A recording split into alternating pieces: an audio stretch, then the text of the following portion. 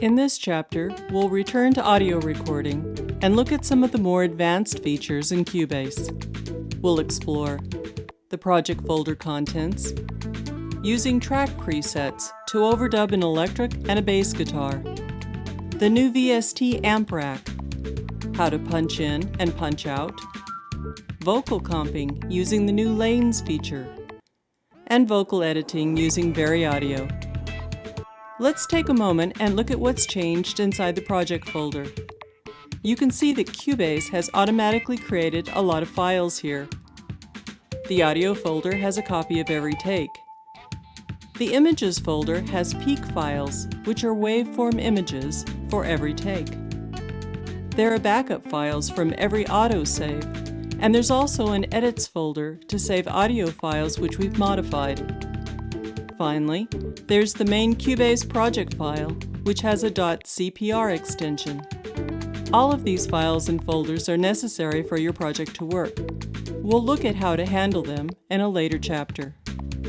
Okay, it's time to add our electric guitar part.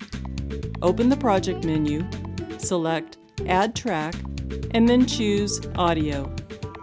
Let's take a closer look at our options in the Add Audio Track window.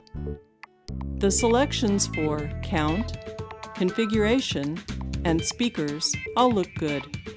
Let's click on the Browse button here to the left and use the Window Layout tool to display the filters and previewer panes. The Add Audio Track window has now become a small version of Media Bay to help us search for track presets. Track presets are tracks which have been pre-configured for various types of material. You can see that Steinberg provides a lot of presets to get you going. Fortunately, they also provide you with some powerful filtering tools to help find what you want quickly.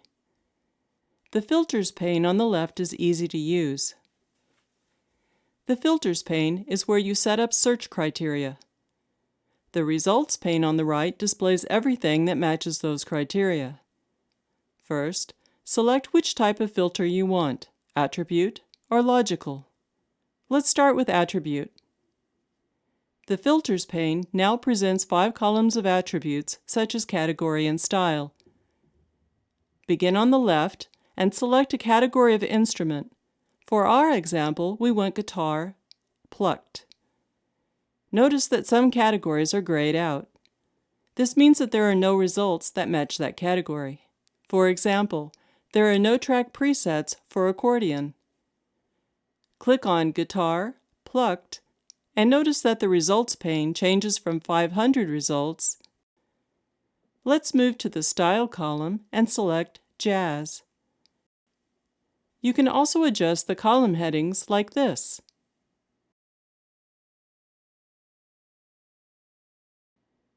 You can also filter using the logical mode. Let's search for Name, Matches, Single Coil, and watch how the pane's result reacts. You can use this button to reset filters if you want to start over. Let's pick Jazz Guitar Single Coil and click Add Track. You can see that Cubase has created a new audio track below the previously selected track and gave it the same name as the track preset we selected. To see how this track is configured, open Edit Channel Settings by clicking on the E button in that track. You can see that there are 3 insert effects added to help us get close to a single coil jazz guitar sound. They are the Vintage Compressor, Amp Simulator, and Studio EQ. To see their individual settings again, click on the E.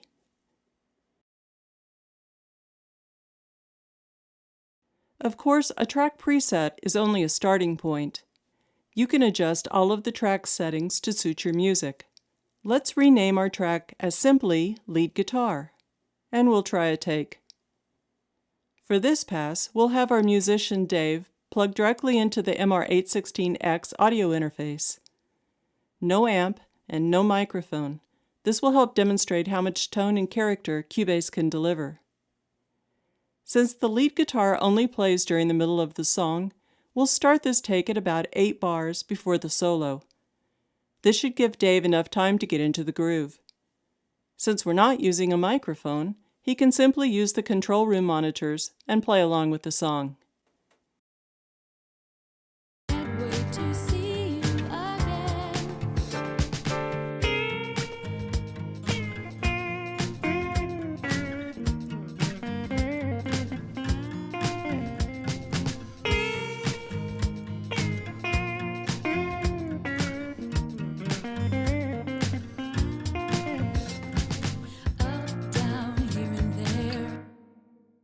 Nice job, Dave. Love those double bends. To make it easy to come back to the same spot, let's take a moment to create a marker track. A marker track is used for navigating around your project. Select the Project menu, then Add Track, and then select Marker. I simply click and hold on the marker track, then drag it. The green line shows where the track will be dropped. Now, I'll create markers for the start, end, and solo sections of the song. Position the cursor at the start of the song and click the Add Marker icon. Do the same for the end of the song. Notice that the marker number automatically increases. Now I'll position the cursor a few bars ahead of the guitar solo and click Add Marker. Marker 1 should always go at the start of the song and marker 2 at the end. To help keep things straight, I'm going to rename marker 3 and give it a unique color. To do this, click on the E in the marker track or press Command or Control M. This will open the marker window. Here I can type in new positions, set section lengths if we're using cycle markers, and enter a description. Cycle markers are covered in the operation manual. Let's call this Guitar Solo. Finally, back in the project window, we'll select marker number 3, then open the color palette and click on yellow. The selected marker will always be red, but you can see when another marker is selected. Marker number 3 is now bright yellow. Let's try a few more track presets to see how quickly you can change the tone and character of Dave's performance.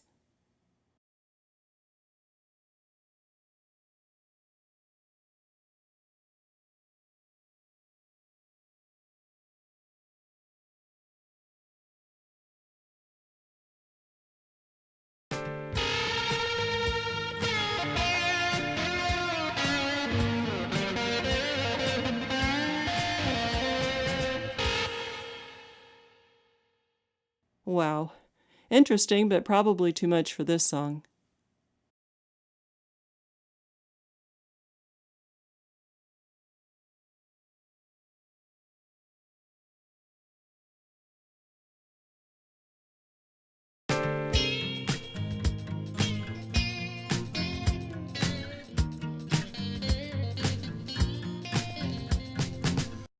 Okay, sounds like we were right the first time.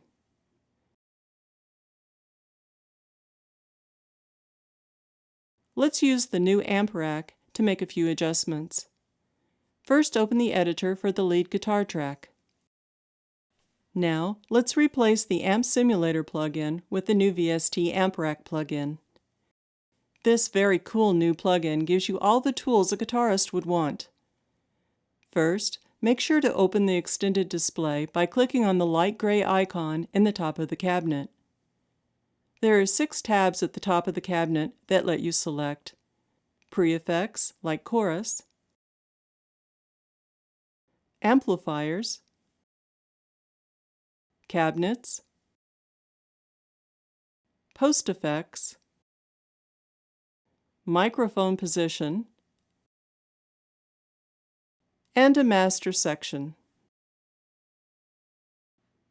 Microphone position gives you a choice between a condenser mic or a dynamic mic, distance from the cabinet, and whether or not the microphone is on axis or off axis.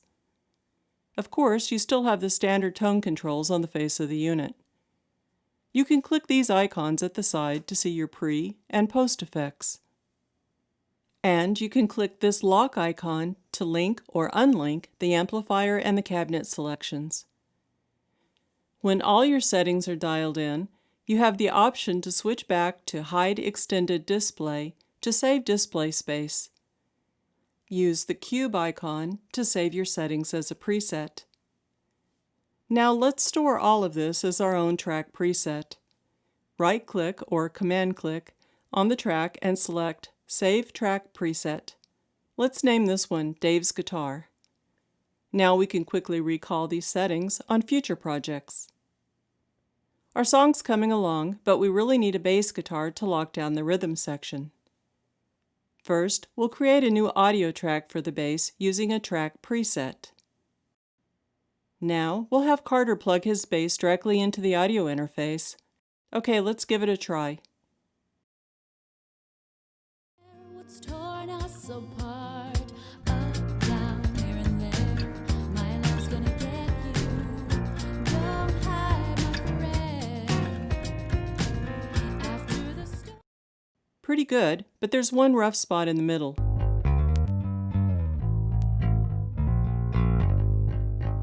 Let's use punch in and punch out to clean it up. Position the left locator at the spot where you want to punch in. Position the right locator where you want the overdubbing to stop. That's known as punching out. You engage the punch in feature by pressing the I key or clicking here on the transport panel. Engage the punch out feature by pressing the O key on the keyboard or clicking here on the transport panel. Make sure the Record Enable function is armed for the target track. Place the cursor ahead of the punch-in point. Now when we press play, Carter will play along and Cubase will automatically punch him in and out at our locator positions, like this. My love's gonna get you. Don't hide my friend. After the storm there. Terrific. Nice job, Carter. Let's turn our attention back to vocals. We'll have Andrew lay down a few different harmony parts. We'll use cycle recording and the new lanes feature to capture several takes in a row. Then we'll build a composite performance, known as comping, to get our final track. Create a new audio track. Click on the Show Lanes icon. Position the locators to either side of the target section, leaving enough room to get ready for each take. Enable Transport Cycle by clicking here. Record enabled the track. When we click Record, Cubase will capture the audio and then continue to cycle between the locators, laying down a new pass in its own lane, like this. Apart, Up, down, here and there. my love's gonna get Our double rainbow. Up, down, here and there. My love's gonna get. Up, down, here and there. My love's gonna get. Now we have each pass recorded into a separate lane. We can use the Cut tool to cut all lanes at once into the same spot. Then, simply click on these portions you want to hear. The muted sections are shown in light gray. Watch how only the selected portions of each lane plays back. Us apart, Up, down, here and there. my love's gonna get you. Don't hide, my friend. Once our composite performance is defined, we can use bounce selection to create one seamless waveform. The last thing we're going to cover in this tutorial is using Vary Audio to edit and correct the vocal performance. Start by double-clicking the part you want to work on. This opens the sample editor. The sample editor is where you make all kinds of changes to your audio waveform. For now, we'll just look at how to make pitch corrections using Vary Audio. There are 6 tabs in the inspector on the left edge of the screen. Click on Vary Audio. Select Pitch and Warp by clicking the arrowhead. Cubase will analyze the waveform and break it into segments based on musical pitch. Inside each box or segment is a line representing the pitch. You can click and drag a segment to change its pitch. And you can use Quantize Pitch and Straighten Pitch to further adjust the accuracy of the performance. Subtle changes can be impossible to detect, while radical pitch shifts may result in audible artifacts. Let's make a few minor edits. Terrific! Let's move on to Chapter 7, where we'll see how to use Vary Audio to create a harmony part. Then we'll look at how to work with multi-track drums, introduce Media Bay, and explore how to integrate loops.